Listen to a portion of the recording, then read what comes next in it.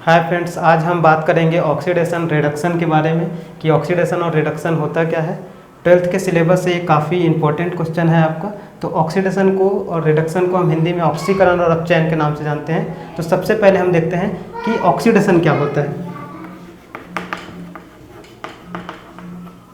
तो ऑक्सीडेशन में हमको नाम से पता चल रहा है कि यहाँ ऑक्सीजन को ऐड करना, इसका मतलब जहाँ क्या हो, जहाँ ऑक्सीजन जुड़ता हो उस प्रोसीजर को हम क्या कहेंगे, ऑक्सीडेशन कहेंगे। जैसे अगर हम एक एग्जांपल देके बात करें तो अगर मान लीजिए सल्फर में ऑक्सीजन गैस ऐड होती है तो सल्फर डाइऑक्साइड बनता है। इसका मतलब है कि ये प्रोसेस क्या कहला रहा है, ऑक्सीडेशन कहला रहा है। उसी तरह से दूसरा प्रोसीजर होता है कि जहाँ हाइड्रोजन जो एटम होता है, हाइड्रोजन का एटम बाहर होता है, एग्जिट होता है, हाइड्रोजन का एटम बाहर हो, उसे भी हम क्या कहेंगे, वो प्रोसेस भी आपका ऑक्सीडेशन कहलाएगा। जैसे अगर हम इसका एक अच्छा सा एग्जांपल लें तो ये हो गया 4Hi+O2। अगर हम इसमें बात करें तो ये बन जाएगा आपका I2+2S2। तो आप देख सकते हो कि इसमें से जो हाइड्रोजन आयोडाइड था, हाइड्रोजन आयोडाइड से एक हाइड्रोजन क्या हो चुका है, बाहर हो चुका है और यहाँ आयोडीन मॉलिक्यूल ही नज़र आ रहा है। तो जहाँ हाइड्रोजन एटम क्या हो गया, बाहर हो गया, उसको भी हम क्या कहेंगे, ऑक्सीडेशन कहेंगे। उसी प्रकार हम तीसरे नंबर पे हम कह सकते हैं कि जहाँ से इलेक्ट्रॉन क्या होता हो, इलेक्ट्रॉन भी बाहर निकलता हो, इलेक्ट्रॉन, उसे भी हम क्या कहेंगे, ऑक्सीडेशन का ही प्रोसेस कहेंगे। जैसे हम सिंपली अगर हम सोडियम का एग्जांपल ले, मान लीजिए तो सोडियम आपका मेटल होता है। तो हम जानते हैं कि सोडियम एक इलेक्ट्रॉन को बाहर करके Na+ जो आयन है उसका फॉर्मेशन करता है। तो ये भी एक अच्छा एग्जांपल हो जाता है कि जहाँ इलेक्ट्रॉन क्या हो जाए, बाहर की ओर हो जाए, उसे भी हम क्या कहेंगे, ऑक्सीडेशन का प्रोसेस कहेंगे। वैसे ही चौथा नंबर होता है कि ऑक्सीडेशन नंबर क्या हो जाता है, जहाँ ऑक्सीडेशन नंबर इंक्रीज हो जाता है उसे भी हम क्या कहेंगे, ऑक्सीडेशन कहेंगे। तो यहाँ क्या बोल सकते हैं, जहाँ ऑक्सीडेशन नंबर बढ़ता हो, इंक्रीज होता हो, वहाँ भी क्या होगी, ऑक्सीडेशन का ही प्रोसेस होगा। जैसे हम देख लें कि हमारा जो सिंपल से एक जो रासायनिक अभिक्रिया है जिंक और सल्फ्यूरिक एसिड का, तो ये आगे चल के जिंक सल्फेट और हाइड्रोजन गैस बनाता है। तो आप यहाँ देख सकते हैं कि जो जिंक का ऑक्सीडेशन स्टेट था शुरू में 0 था, अभी जाके आप देखोगे तो यहाँ हो गया है +2 हो गया है।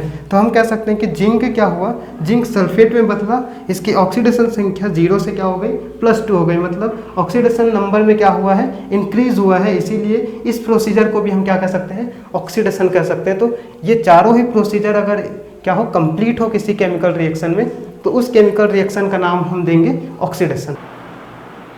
फ्रेंड्स, अब हम बात करेंगे रिडक्शन के बारे में कि ये जो रिडक्शन है जिसको हम हिंदी में अपचयन बोलते हैं, ये क्या होता है। तो ये जस्ट ऑक्सीकरण का या ऑक्सीडेशन का जस्ट अपोजिट होता है। इसमें क्या होता है, जहाँ ऑक्सीजन बाहर निकलता हो, ऑक्सीजन निकलता हो जिस रिएक्शन में, उसे हम क्या कहेंगे, अपचयन कहेंगे। जैसे हम एग्जाम्पल ले लें तो बहुत ही सिंपल सा एग्जाम्पल है हमारा, ये है आपका क्यूप्रस ऑक्साइड +H2, ये आगे चल के हो जाएगा क्यूप्रस H2O। तो इसमें देखिए, इसमें जो ऑक्सीजन है वो क्यूप्रस ऑक्साइड से क्या हुआ, बाहर निकल गया और ये कॉपर ही बन गया।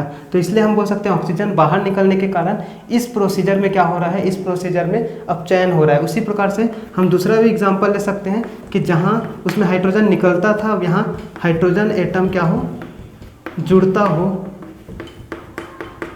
उसे भी हम क्या कहेंगे, अपचयन कहेंगे। तो आप इसी एग्जांपल को फिर से रिपीट कर सकते हो। यही एग्जांपल देखिए, आपकी कॉपर ऑक्साइड में हाइड्रोजन जुड़ रहा है। देखिए कॉपर ऑक्साइड था, हाइड्रोजन इसमें से जुड़ गया तो ये हो गया आपका H2O बन गया। ठीक है, तो ये क्या है, जहाँ हाइड्रोजन एटम जुड़ता हो उसको हम नाम दे देंगे रिडक्शन का। उसी तरह तीसरा हमारा है जहाँ इलेक्ट्रॉन वहाँ निकलता था, यहाँ इलेक्ट्रॉन जुड़ता हो। तो जैसे हम यहाँ एग्जांपल दिए Cl का, तो Cl में अगर एक इलेक्ट्रॉन जुड़ जाता है तो ये क्या बन जाता है, Cl- बन जाता है। तो इस प्रकार से ये क्लोरीन क्लोराइड आयन में बदल गया। तो इसको हम क्या कह सकते हैं, अपचयन। और आखिरी है आपका जहाँ ऑक्सीडेशन नंबर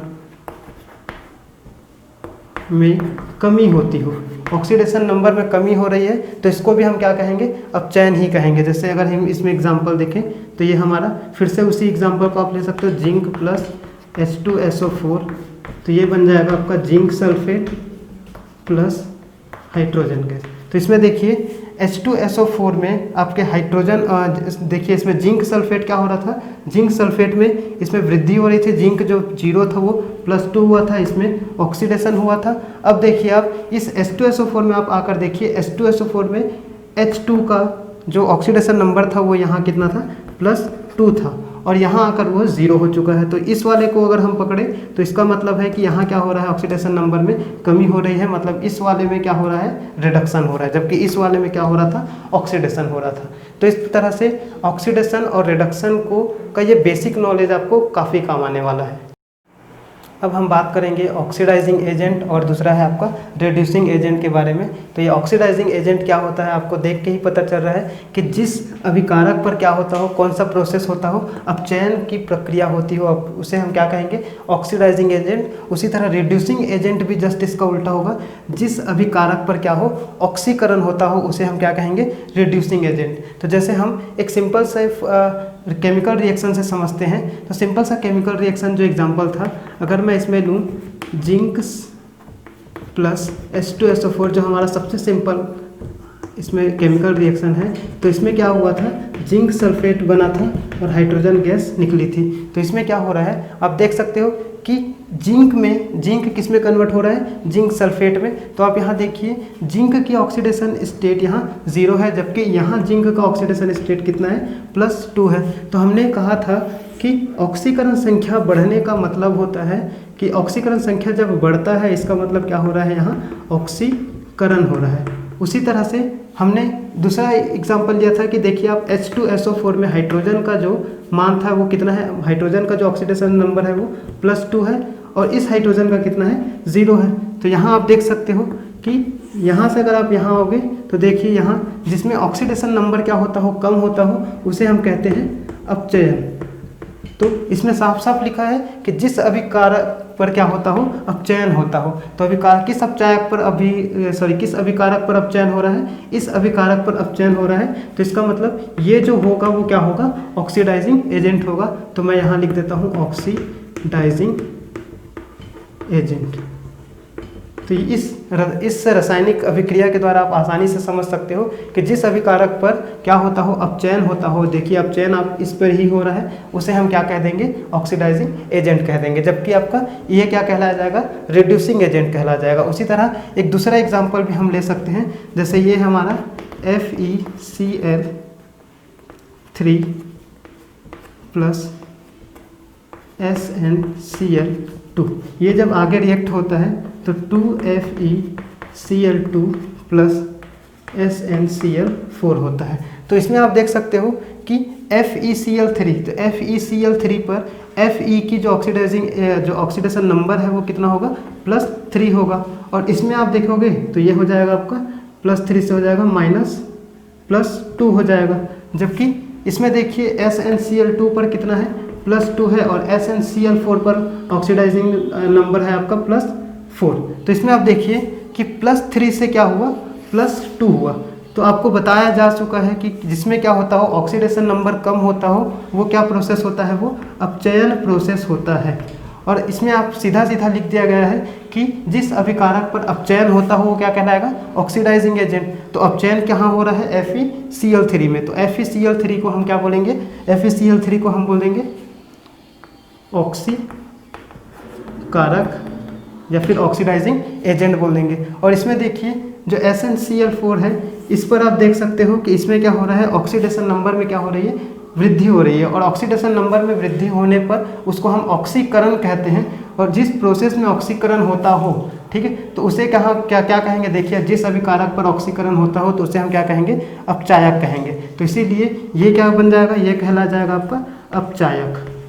तो बिल्कुल क्लियर रहने का है आपको, बिल्कुल क्लियर सोचिए आप कि जिसमें क्या होता हो, ऑक्सीकरण का प्रोसेस होता हो, वो अभिकारक क्या कहलाएगा, अपचायक, जबकि जिसमें अपचयन का प्रोसेस होता हो वो क्या कहलाएगा आपका, ऑक्सीकारक। और ऑक्सीकरण और अपचयन कैसे होता है हम आपको बता चुके हैं कि ऑक्सीडाइजिंग नंबर बढ़ने पर ऑक्सीकरण की प्रोसेस होती है, जबकि ऑक्सीडेशन नंबर जब कम होता है तो वो क्या होता है, अपचयन का प्रोसेस होता है। तो ये सिंपल शब्दों में हम आपको ये बता रहे हैं कि ऑक्सीडाइजिंग एजेंट और रिड्यूसिंग एजेंट होता क्या है। और कई सारे ढेर सारे एग्जाम्पल आपको आपके बुक में मिल जाएंगे, तो उससे आप प्रैक्टिस कीजिए।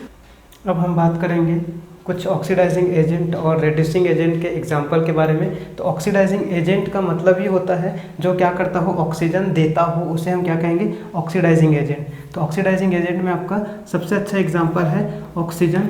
ऑक्सीजन क्या करता है, ऑक्सीजन देता है, इसीलिए ये क्या कहलाएगा, ऑक्सीडाइजिंग एजेंट। उसी तरह से आपका हो जाएगा, हम ले सकते हैं हाइड्रोजन परऑक्साइड, इसे हाइड्रोजन परऑक्साइड कहा जाता है, ये भी ऑक्सीजन देने का काम करता है। वैसे ही आपके लैब में यूज़ होता है KMnO4, ये भी ऑक्सीजन देने के कारण ऑक्सीडाइजिंग एजेंट है। उसी तरह से आपका सल्फर डाइऑक्साइड है, पोटेशियम डाइक्रोमेट है, ठीक है। उसी तरह से हम कई सारे एग्जाम्पल इसमें से देख सकते हैं। और आपका जो सल्फ्यूरिक एसिड होता है, जिसे सबसे कहना चाहिए सबसे प्रबल एसिड अगर बोला जाए, सबसे स्ट्रॉन्ग एसिड है वो सल्फ्यूरिक एसिड, तो वो भी आपका क्या कहलाएगा, ऑक्सीडाइजिंग एजेंट। वैसे ही आपका है ऑक्जेलिक एसिड भी एक प्रकार का क्या होता है, ऑक्सीडाइजिंग एजेंट होता है, जो क्या करता है, ऑक्जेलिक एसिड का सूत्र होता है COOH, इसे हम ऑक्जेलिक एसिड के नाम से जानते हैं, ये भी एक प्रकार का ऑक्सीडाइजिंग एजेंट होता है। तो ये सभी हमको याद रखना चाहिए कि ये सब क्या करते हैं, ऑक्सीडाइज्ड करने का काम करते हैं, इसीलिए हम इसको क्या कह देते हैं, ऑक्सीडाइजिंग एजेंट के नाम से जानते हैं। अब इसके बाद हम देख सकते हैं कि कुछ रिड्यूसिंग एजेंट का भी एग्जाम्पल हमको याद रखना चाहिए। तो सबसे अच्छा रिड्यूसिंग एजेंट तो वैसे होता है हमारा लिथियम एल्युमिनियम हाइड्राइड, इसका नाम होता है लिथियम एल्युमिनियम हाइड्राइड। वैसे ही सोडियम बोरोहाइड्राइड बोला जाता है, ये भी एक प्रकार का रिड्यूसिंग एजेंट है। उसी तरह से हम ले सकते हैं यहाँ H2O2 भी लिखना अच्छा है, क्योंकि हाइड्रोजन परऑक्साइड जो एक तरफ ऑक्सीडाइजिंग एजेंट का भी काम करता है, उसी प्रकार कई बार वो क्या कर देता है, रिड्यूसिंग एजेंट जैसा भी बिहेव करता है, इसलिए एक प्रकार का ये भी रिड्यूसिंग एजेंट है। उसी तरह से हम आगे ले सकते हैं कार्बन, जो हमारा चारकोल या फिर ग्रेफाइट वगैरह है, खासतौर पे चारकोल को हम क्या बोल सकते हैं, एक प्रकार का ये रिड्यूसिंग एजेंट होता है। उसी प्रकार से कई सारे बेस जो क्षार होते हैं वो भी ज़्यादातर क्या करते हैं, रिड्यूसिंग एजेंट का काम करते हैं। तो ये सभी चीज़ क्या है, एक हमारे लिए एग्जाम्पल है जो हम क्या लैब में अपने प्रिपरेशन के लिए या किसी केमिकल रिएक्शन के लिए उपयोग कर सकते हैं। तो ये कुछ एग्जाम्पल्स थे ऑक्सीकारक और अपचायक के। तो इस सभी एग्जाम्पल को आप याद रखिए। ये रिडॉक्स रिएक्शन क्या होगा, तो हमने सबसे पहले आपको बताया कि ऑक्सीकरण क्या होता है और अपचयन क्या होता है। तो कई सारे केमिकल रिएक्शन में आपको देखने को मिलेगा कि कई सारे केमिकल रिएक्शन में क्या होता है, एक ही साथ ऑक्सीकरण और एक ही साथ अपचयन, दोनों का रिएक्शन एक साथ होते रहता है। और इस प्रकार के रिएक्शन को हम क्या नाम दे देते हैं, रिडॉक्स रिएक्शन। नाम से ही पता चल रहा है, जिसमें ऑक्सीडेशन और रिडक्शन दोनों रिएक्शन एक साथ चलता हो, उसको हम क्या बोल देंगे, रिडॉक्स रिएक्शन के नाम से जाना जाता है। तो जैसे हमने इसमें हम एग्जाम्पल ले सकते हैं, जैसे आपको वही था जिंक प्लस सल्फ्यूरिक एसिड, ये एक प्रकार का क्या है, जिंक सल्फेट प्लस H2। तो आपको हमने बता ही दिया था कि इसमें क्या हो रहा था, ये वाला प्रोसेस जो था वो क्या था, आपका ऑक्सीडेशन हो रहा था इसमें आपका। उसी प्रकार से जो ये वाला प्रोसेस था, इसमें क्या हो रहा था, रिडक्शन के प्रोसेस हो रहा था, तो रिडक्शन का प्रोसेस हो रहा था। तो ऐसी रासायनिक अभिक्रिया या ऐसा केमिकल रिएक्शन जिसमें क्या होता हो, ऑक्सीडेशन और रिडक्शन दोनों रिएक्शन एक साथ चलता हो, उस प्रकार के रिएक्शन को अपन क्या नाम देंगे, रिडॉक्स रिएक्शन बोला जाता है उसको। उसी तरह से दूसरा एग्जांपल भी हमने देख लिया था कि FeCl3 को अगर आप SnCl2 के साथ रिएक्ट कराते हो तो ये बन जाएगा आपका FeCl2 प्लस SnCl4। तो इसमें भी देख सकते हो, किसमें हमने बताया था, ऑक्सीकरण किसमें हो रहा है, जिसमें ऑक्सीकरण नंबर बढ़ेगा वो क्या होगा, ऑक्सीकरण। तो आप यहाँ देख सकते हो, इसमें +3 है, इसमें +2 है, तो कम हुआ है, इसका मतलब क्या हुआ है, इसमें रिडक्शन हुआ है, अपचयन हुआ है, अपचयन जिसको हमने क्या कहा, रिडक्शन हुआ है। उसी तरह से Sn वाले में देखिए, SnCl2 में इसका जो ऑक्सीडेशन नंबर है वो +2 है, इसमें कितना है, +4 है। तो ये क्या हुआ है, बढ़ा है, ऑक्सीडेशन नंबर बढ़ना मतलब ऑक्सीकरण होना, और ऑक्सीकरण को ही हम कह देते हैं ऑक्सीडेशन। तो इस केमिकल रिएक्शन से भी ये क्लियर होता है कि इस केमिकल रिएक्शन में ऑक्सीडेशन और रिडक्शन दोनों ही एक साथ चल रहा है, और जिस केमिकल रिएक्शन में भी ऐसा प्रोसेस ऑक्सीडेशन और रिडक्शन का एक साथ होता हो उसको हम नाम दे देते हैं रिडॉक्स रिएक्शन का। तो ये सबसे अच्छा एग्जाम्पल है और सबसे सरल एग्जाम्पल है, जिसे काफ़ी समय तक याद रखा जा सकता है। तो आप इसी को अपने नोट्स बना सकते हो इसी की सहायता से।